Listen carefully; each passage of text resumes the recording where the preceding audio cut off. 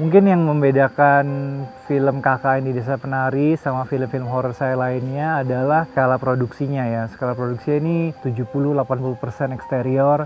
Jadi secara skala produksi ini sangat ambisius, banyak set piece juga, jadi bukan adegan-adegan yang mudah dibuat, bahkan adegan drama atau dialognya aja juga require emosi yang segitunya dari pemain gitu. Jadi setiap scene challenging banget. Juga pengennya tuh karena kita sudah berkali-kali bikin film horor, tiap horor yang kita bikin bareng tuh maunya skalanya meningkat gitu. Kita selalu jadi bigger scale maunya. Dari segi gambar, dari film Awi sebelumnya jauh-jauh standar yang berbeda. Ini udah international appeal dan salah satu DOP yang terbaik bagi saya itu Ipung. Dan di sini juga art director yang papan atas. Jadi dari segi krunya juga kita nggak nanggung. Akan yang pertama film horror, film Indonesia dengan anamorphic lens dan Anda akan lihat sehebat apa ini.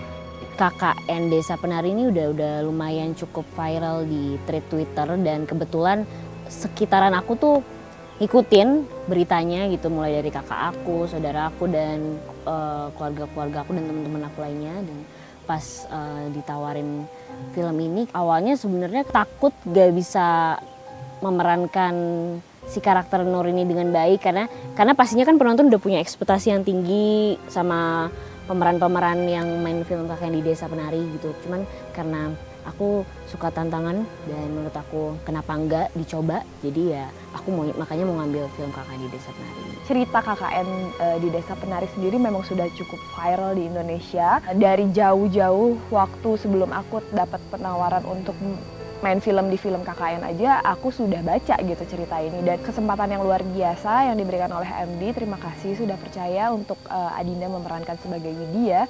Kita di sini melakukan yang terbaik, bukan hanya karakter Widya, bukan hanya saya, tapi teman-teman yang lain. Kita bergandengan tangan, kita observasi bersama, kita belajar bersama, kita bangkitkan tokoh kita masing-masing bersama sehingga bisa diapresiasi dengan baik dan juga memberikan kesan yang baik.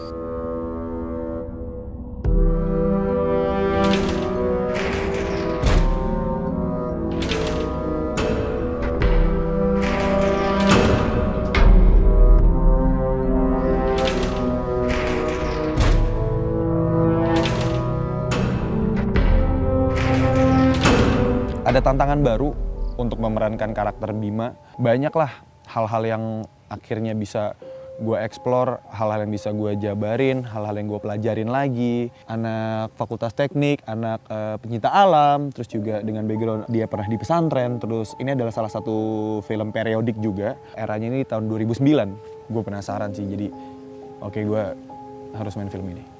Bukan karena semata-mata karena banyak orang yang tahu ceritanya, tapi pasti ada banyak ekspektasi orang di luar sana nih, wah filmnya bakal seseru apa ya. Tantangan juga karena gue harus memerankan peran yang berbeda. Ini adalah kumis terpanjang seumur hidup gue, dan gue tidak pernah memerankan dalam bahasa Jawa. Kesulitan yang pemain rasa ini justru membangun feel-nya gitu, kayak wah gue makin ngerasa KKN beneran nih gitu, dan makin bisa mendalami setiap ceritanya ya. Suasana syutingnya asik, krunya juga asik, cast-nya juga asik-asik, seru, saling mendukung. Terus juga medannya kita membutuhkan waktu kurang lebih 1,5 jam buat sampai di set. Ini bener-bener, kalian bisa lihat deh di belakang ini kayak hutan banget. Kita bener-bener pakai set yang asli gitu. Jadi ya emang sedikit kesusahan gitu kalau misalkan ada hujan, apalagi eksterior gitu.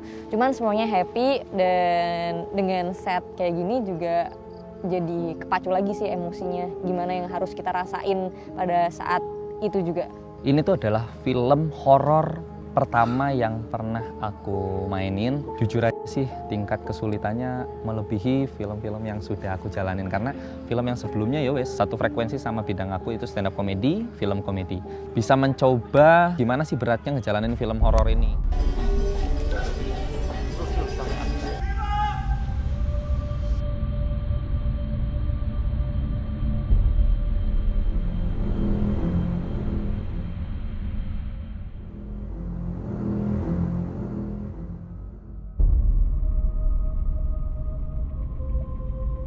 Semuanya berjalan dengan lancar, semuanya sangat mendukung, baik kru, baik pemain, semuanya mengerahkan effort dan tenaganya supaya scene ending itu bisa spesial.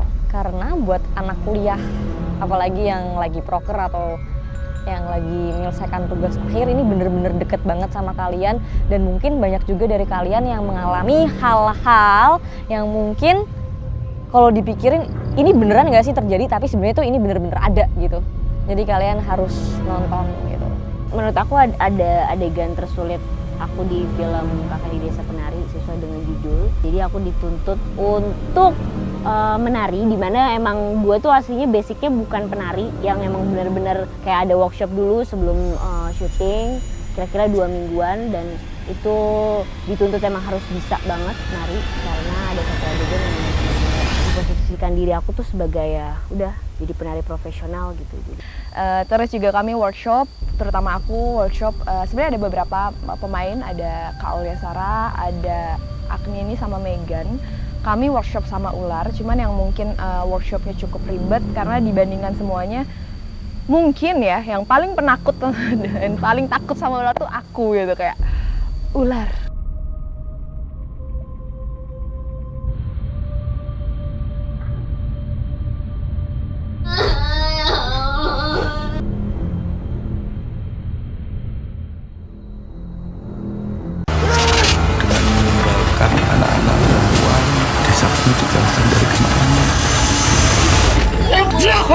Jangan, ya aku, bisa hari gue mencuri